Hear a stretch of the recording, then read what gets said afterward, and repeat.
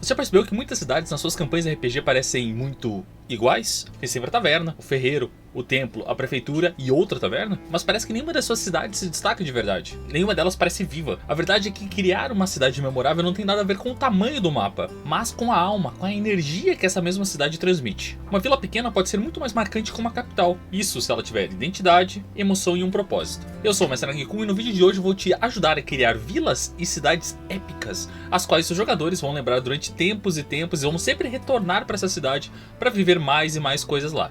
Mas antes de mais nada, se inscreve no canal e vem comigo para mais um vídeo. Nós sabemos que toda cidade precisa ter seu próprio humor, sua própria voz e um ritmo próprio. Concorda? A cidade então ela não é apenas um fundo da história que você está contando, é uma espécie de personagem silencioso que influencia tudo ao redor. Pense o seguinte, se a sua cidade tivesse uma emoção, qual ela seria? Ela seria alegre, paranoica, orgulhosa, uma cidade mais cansada, mais velha? Esse tipo de emoção define o tom da sua cidade, define como serão as ruas, o jeito que as pessoas falam, o modo como as portas se fecham quando estrangeiros passam ou quando a noite cai e o frio desce. Por exemplo, a cidade de Mir, ela vive do comércio de flores funerárias. As pessoas sorriem pouco, falam baixo, e as pessoas dessa cidade têm como costume deixar pétalas de flores nas portas daquelas pessoas que perderam alguém, sabe? O pai perdeu o filho perdeu o pai, eles deixam umas pétalas na porta da pessoa, assim, sabe? Quando os jogadores então eles adentram essa cidade, eles já começam a perceber um tom um pouco mais sombrio, um tom um pouco mais sério, um tom mais melancólico que essa cidade transmite. Em The Witcher 3, cada vila tem uma alma diferente. Da alegria alcoólica da White Warshard, a melancolia podre de Velen. Você sente o peso da vida, da superstição e da pobreza em cada canto das cidades. Sua cidade precisa sentir, ela precisa transmitir algo. Dê uma emoção a essa mesma cidade e você vê como tudo vai se encaixar perfeitamente. Nós sabemos também que nenhum lugar existe só porque sim. Esse lugar surgiu e é assim que fica. As cidades nascem por uma razão, seja por comércio, religião, defesa, um refúgio ou surgiu porque sim. Quando você decide o porquê daquela cidade está ali, tudo começa a ganhar sentido. A cidade de Darnell, ela cresceu, ela nasceu ao redor de uma árvore milenar. E as pessoas dessa cidade têm uma habilidade meio estranha de ter sonhos proféticos. Nada tipo, oh meu Deus, esse grupo vai mudar o mundo, mas algo mais simples, assim, sabe? O dia a dia, uma espécie de déjà vu.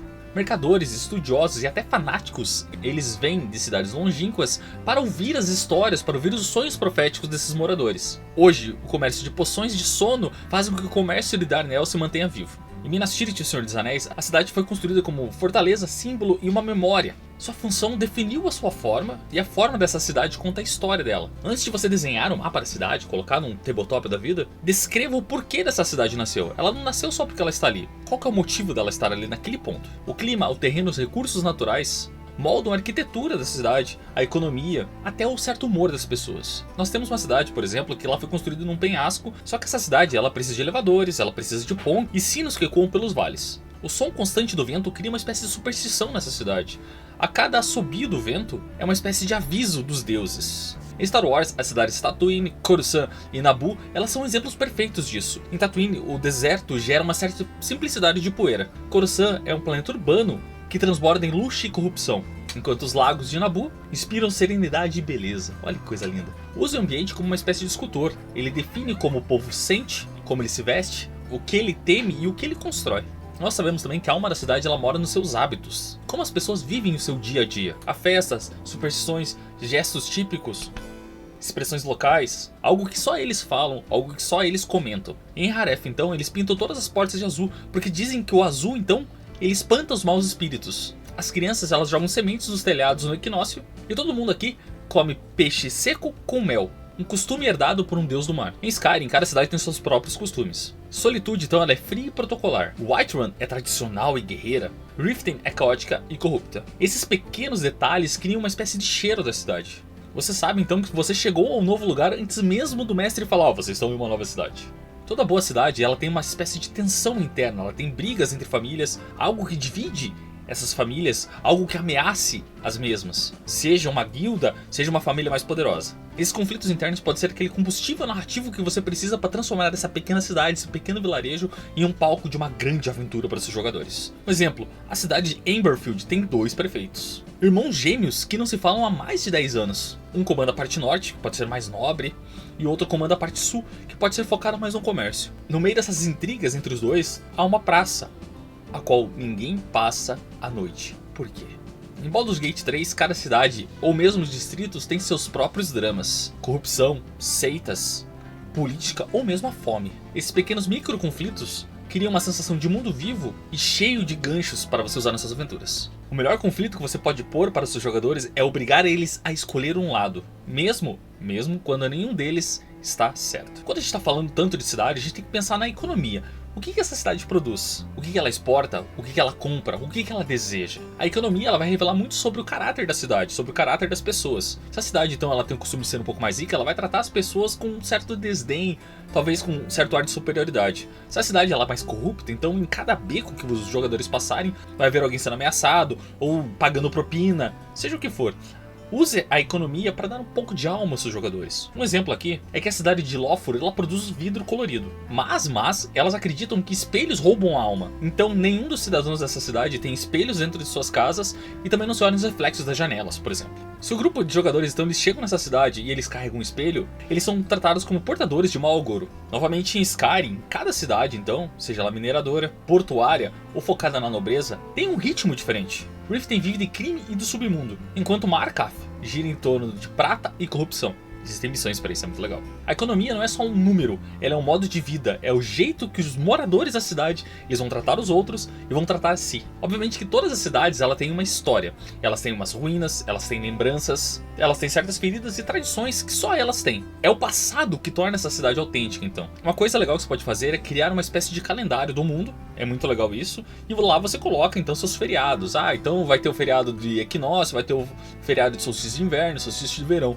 Só que cada uma dessas cidades, ou talvez cada um dos seus reinos, ele vai ter um feriado próprio. O feriado em nome do rei X, o feriado da divindade Y. Aí você usa essas pequenas histórias, você dá um porquê daquilo ali, que vai dar uma identidade muito legal à tua cidade. Um exemplo aqui, na cidade de Varna, um terremoto destruiu parte da cidade há mais de 100 anos atrás. As ruínas então elas permanecem, transformadas em templos improvisados e jardins suspensos. Os moradores então eles têm o costume de falar que as flores nascem sobre os ossos de antigos heróis. Em Legend of Zelda Breath of the Wild, cada cidade, cada vila carrega a memória de um reino perdido. E até as ruínas que você explora contam uma história. É um jogo do caralho. A cidade em si, ela não precisa dizer o que aconteceu. Você pode questionar os moradores mais velhos, cada um deles pode contar uma história diferente. A cidade então, ela precisa mostrar o que o tempo deixou pra trás. As cidades então, elas ganham vida quando os NPCs ele têm personalidade. É aquele conceito de que os NPCs da cidade eles vão ter um jeito diferente. Se a cidade, por exemplo, ela for um pouco mais rica, eles vão tratar os menos favorecidos de uma maneira mais superior. Se eles são movidos por uma religião, todos aqueles que não seguem a mesma religião são tratados com desdém. Ou se a cidade é mais supersticiosa, quando chega um grupo de aventureiros, eles já olham tipo, opa, o que esses caras estão fazendo aqui? Eles não deveriam estar aqui. E começa a tratar também com certo desdém esses aventureiros. Ou os estrangeiros de um modo geral. Um exemplo aqui seria de um taberneiro que anota profecias em um guardanapo. Uma ferreira que só trabalha durante a noite porque ela teme o sol. E as pessoas acham que ela é uma vampira, na verdade. Ou mesmo um guarda que não enxerga cores. Exótico, né? Cada um deles diz algo sobre o lugar. Só que eles não explicam nada. Por que eles fazem isso? Por que eles são assim? Em Red Dead Redemption 2, os moradores de cada cidade, de cada vilarejo, eles reagem às ações do Morgan. Eles cochicham, comentam e criam aquela sensação de realidade viva, sabe? Dê voz ao povo. De costumes, de maneiras que eles vejam os estrangeiros ou mesmo o grupo de aventureiros de uma maneira diferente. Quando o grupo tá entrando na cidade e alguém fala pra ele assim, um bem-vindo estranho, pode dizer muito mais sobre a cidade, sobre o jeito da cidade, sobre o jeito dos moradores, do que um parágrafo inteiro de lore. A cidade então, ela não é só vista, você não vai criar simplesmente um mapa e falar, ó, tá aqui a cidade. Ela é sentida. Som, cheiro, cor, temperatura, textura, arquitetura, é isso que cria aquele tom emocional, que vai dar conectividade aos jogadores. Se os jogadores eles chegam numa cidade e a cidade é muito parecida com a outra, eles vão falar, pô, a gente já veio nessa cidade. Você pode usar os mesmos modelos das cidades, mas coloca costumes diferentes, uma atmosfera diferente, coisas diferentes que vão gerir dessa cidade. Em Eron Valley, o ar é espesso, o chão é coberto de cinzas, e a luz do sol ela chega filtrada de vermelho. Os sinos sobre o templo eles tocam, mesmo quando ninguém está perto. Os jogadores então eles sentem aquela atmosfera, talvez aquele ar mais frio nos ossos. Em Bloodborne, cada rua, cada canto, cada detalhe é um lembrete do mundo doente. A cidade, então, ela é uma espécie de personagem que te observa e julga cada uma das suas ações. Quando você for descrever essa cidade, descreva menos com palavras e sim com sensações. O que os jogadores sentem quando eles entram nessa cidade? Como que as pessoas veem eles? Como as pessoas se comportam quando o grupo deles se aproxima para conversar? Como eles são tratados? Essa atmosfera, esse clima, esse jeito que a cidade tem vai transformar ela em algo memorável para os jogadores. Ou eles vão amar essa cidade, ou eles vão odiar. Quando você for criar essa cidade, você não precisa criar tudo que a cidade vai ter. Ah, o portão é aqui, aqui é o ferreiro, aqui é o templo, aqui é a cidade, aqui é a prefeitura. Eu já fiz isso porque eu gosto de criar mapas e criar cidades e seja o que for.